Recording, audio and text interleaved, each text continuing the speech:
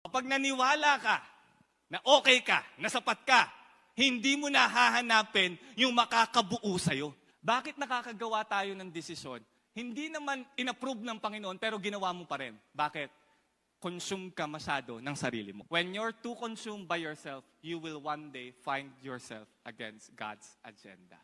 But if it is from God, yun lang mga kapatid, siguraduhin mo lang na ang ginagawa mo galing sa Diyos. Siguraduhin mo lang na yung relasyon na yan ay galing sa Diyos. Siguraduhin mo lang na yung ministry na yan galing sa Diyos. At ito ang pangako sa iyo ng Panginoon. You will not be able to stop this man. When you do God's agenda, God says you will be unstoppable. Walang makakapigil sa iyo kahit anong persecution, kahit anong hardships. Because it came from God.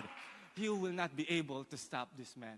Yung ating success, yung ating progress, nakadepende kung ito ba ang gusto ng Panginoon sa atin.